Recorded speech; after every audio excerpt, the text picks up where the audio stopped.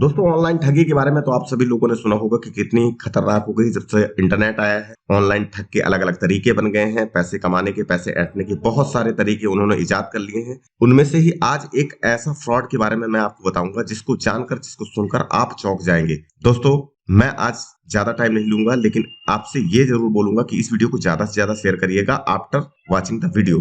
तो दोस्तों हुआ ये कि मेरी एक मध्य प्रदेश की एक फ्रेंड है, जिनके पापा के फोन पर एक फोन आया जिसमें सामने से किसी व्यक्ति ने जान पहचान वाला बताकर उनसे बोला कि मेरे बैंक में ट्रांजैक्शन नहीं हो रहा है, मेरे बैंक में इशू आ रहा है, आप अपने अकाउंट में ये पैसे ले लीजिए और मेरे घर में दे दीजिए। और जान पहचान वाले ने इतना भरोसे में रखा कि उनको इतना पता ही नहीं चला कि वो जान पहचान का था या अनजान व्यक्ति था। तो यही बात उन्होंने अपने घर में जाके बोली कि भाई ये पैसा है और ये आपको ट्रांजैक्शन इस नंबर से लेना है। हुआ ये कि जब आसिफा जी ने उनसे कांटेक्ट किया तो उसने अपने आप को इंडियन आर्मी बताया और उसने पैसे देने का तरीका अलग कुछ बताया। उन्होंने कुछ बारकोड सेंड किए और उन्होंने बोला कि मैं 5 रुपए आपको सेंड कर रहा हूं, जब अगर आपको मिल जाए तो आप मुझे बता दीजिएगा। आसिफा जी ने बारकोड को स्कैन किया, उनके अकाउंट में 5 रुपए आए।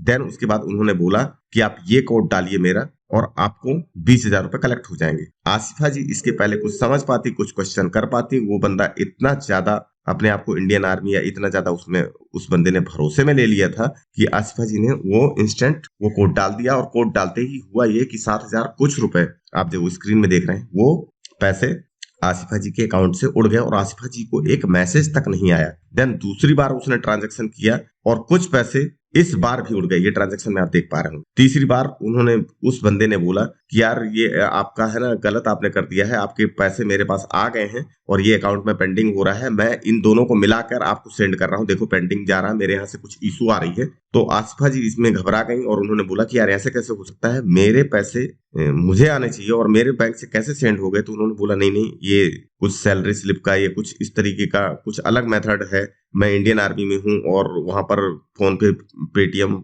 ये इस्तेमाल नहीं होता है और आपके आ जाएंगे, मेरा कार्ड फंस गया है, कुछ अलग अलग तरीके की चीजें उसने बोली। उसकी रिकॉर्डिंग मैं आपको आगे सुनवाने वाला हूँ। उसके बाद उसने बोला कि अगर आपको कल आपके अकाउंट में कुछ पैसे नहीं है, आप एक काम करिए, अपने अकाउंट में 5,100 कुछ रुपए इस तरीके का अमाउंट उन्होंने बोला कि ये अमाउंट डाल लीजिए, आपके अकाउंट में अभी अभी आ जाएंगे। अब आसिफा जी मरती क्या ना करती, उनके अकाउंट से जा चुके थे पैसे, तो उन्होंने किसी पड़ोस वाले से 2-4 लोगों से कांटेक्ट किया और अपने अकाउंट में पैसे डाले।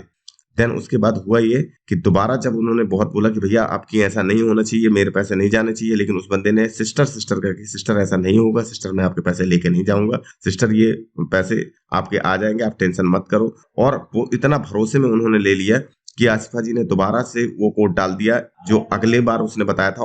और इस बार आसिफा जी के 5,100 कुछ रुपए जो थे, जो आप इसमें देख रहे हैं, वो पैसे भी चले गए।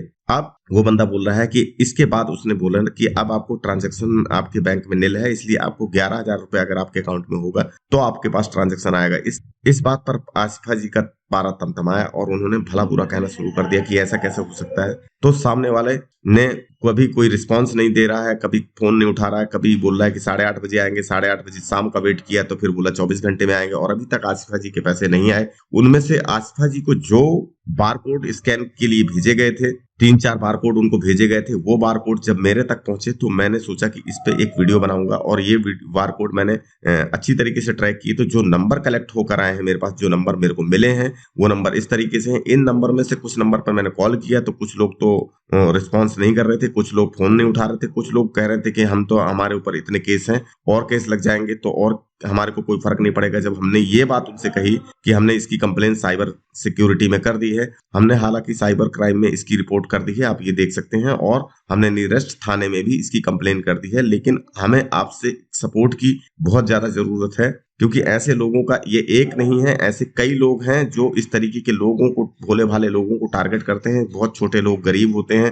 और बहुत सारे लोगों की अपनी बहुत गाढ़ी मेहनत की कमाई होती है जिसे वो खो देते हैं। और इन्हीं सब चीजों के बीच में मैंने अपने एक ब्रदर जो जबलपुर में रहता है उसको भी मैंने फोन लगाया तो उसने भी मेरे को बताया, जिसका नाम शिबू था, उसने बताया कि 1 महीने पहले सेम इंसिडेंट ऐसा ही मेरे साथ भी हुआ था कि सामने वाला आदमी इंडियन आर्मी बताकर और मेरे से इस तरीके से बोल रहा था कि मैं आपको 2 रुपए दे रहा हूँ, 2 रुपए सेंड कर रहा हूँ, उसके बाद आप मेरे को ये वाले पेमेंट कलेक्ट कर लीजिए, मेरे को इस तरीके की दिक्कत आ रही है। लेकिन शिबू थोड़ा सा होशियार था, उसने अपने सेकेंडरी अकाउंट का इस्तेमाल किया था, जहां पर सेकेंडरी अकाउंट में उसके पैसे नहीं थे। तो उस बंदे ने तुरंत उसको गालियां देना शुरू किया कि भाई क्या हुआ। उसने बोला कि मेरे इस अकाउंट में पैसे नहीं है, तो गालियां देना शुरू किया और फोन को रख दिया। तो इस तरीके के लोग होते हैं, इनसे आप बचिए और हमारी हेल्प कीजिए। आपको मैंने ये कुछ नंबर दिए हैं, ये नंबर है, कुछ ये यूपीआई दे रहा हूँ। इन यूपीआई को है मैं ट्रैक भी कर रहा हूँ, साथ में मैंने कंप्लेंट्स भी करी हैं, साथ में मैं बहुत सारी चीजें कर रहा हूँ। आई होप कि अगर आप लोगों के साथ भी किसी तरीके के साथ इस तरीके का फ्रॉड हुआ है